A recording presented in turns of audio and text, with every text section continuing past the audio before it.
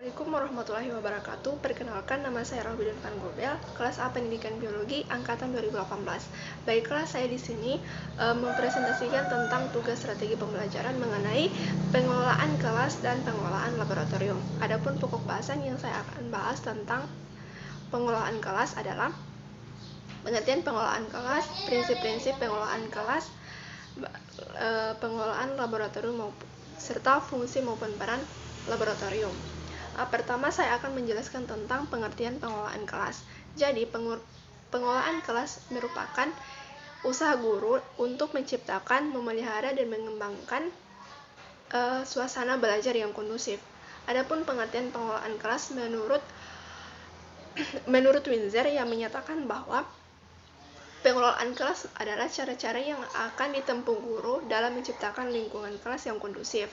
Pengelolaan kelas menurut Weber ini berdasarkan pendekatan diklasifikasikan ke dalam dua pengertian, yaitu berdasarkan pendekatan otoriter maupun pendekatan permisif.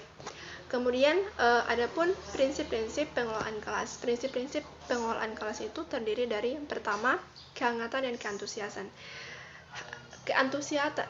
Kehangatan maupun keantusiasan yang diperlukan dalam proses belajar ini merupakan keberhasilan dalam mengimplementasikan pengelolaan kelas. Jadi, guru yang hangat dan akrab kepada siswa itu akan menunjukkan antusias siswa sehingga menciptakan suasana belajar yang kondusif. Yang kedua, tantangan. Penggunaan kata-kata maupun tindakan serta cara kerja yang akan meningkatkan gairah anak didik atau peserta didik dalam kelas. Jadi tindakan yang dilakukan oleh guru ini maupun penggunaan kata-kata yang baik ini akan meningkatkan semangat peserta didik untuk belajar. Kemudian bervariasi. Variasi ini penggunaan alat atau media pembelajaran yang bervariasi ini akan meningkatkan interaksi siswa dan guru dalam suasana belajar sehingga menghasilkan suasana belajar yang kondusif di dalam kelas. Yang keempat, keluasan. Tingkah laku maupun strategi mengajar dapat mencegah kemungkinan munculnya gangguan pada anak didik serta menciptakan mengajar yang efektif. Kemudian ada penekanan pada hal-hal yang positif, yaitu penekanan pada hal-hal yang positif ini berfungsi untuk menghindari pemusatan perhatian anak kepada hal-hal yang negatif. Jadi, penekanan pada hal-hal positif ini dilakukan guru pada tingkah laku siswa agar tingkah laku siswa itu menjadi kepada hal-hal yang positif. Kemudian penanaman disiplin diri. Jadi, penanaman disiplin diri ini bertujuan untuk mengembangkan disiplin diri sendiri terhadap peserta didik. Karena itu, guru sebaiknya mendorong peserta didik untuk melaksanakan disiplin dan menjadi teladan dalam pengendalian diri serta pelaksanaan tanggung jawab. Jadi, penanaman disiplin diri sendiri yaitu usaha guru untuk menanamkan disiplin serta tanggung jawab kepada peserta didik. Kemudian saya akan membahas tentang pengertian pengelolaan laboratorium. Pengertian pengelolaan laboratorium ini menurut Menteri Pendidikan dan Kebudayaan Republik Indonesia nomor 134/0/1983 itu tentang organisasi dan tata kerja lembaga pendidikan.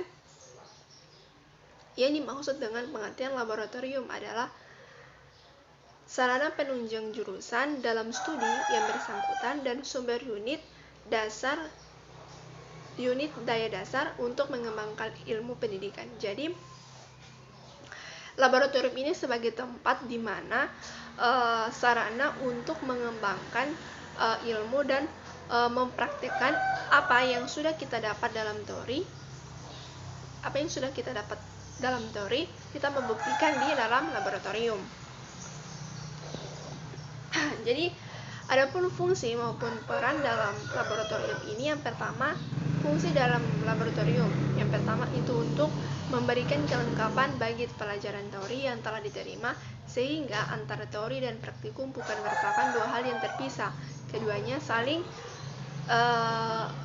kaji-mengkaji dan saling mencari dasar. Yang kedua, memberikan keterampilan kerja ilmiah kepada mahasiswa maupun siswa. Yang ketiga, memberikan dan memupuk keberanian untuk mencari hakikat kebenaran ilmiah suatu objek dalam lingkungan dan alam lingkungan sosial.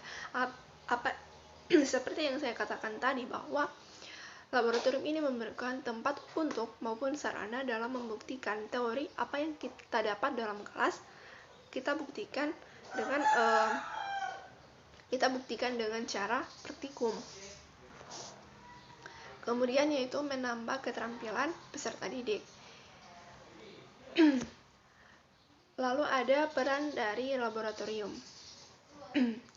Peran dari laboratorium ini merupakan sarana maupun tempat yang dijadikan sebagai tempat percobaan maupun praktikum yang dilakukan oleh mahasiswa maupun siswa. Jadi, laboratorium itu bukan hanya berupa ruangan tertutup, adapun laboratorium terbuka. Nah, laboratorium terbuka ini biasanya kita lihat di alam terbuka seperti kebun yang dijadikan sebagai tempat penelitian objek studi. Jadi itu yang dapat saya sampaikan tentang materi pengelolaan kelas maupun pengelolaan laboratorium. Assalamualaikum warahmatullahi wabarakatuh.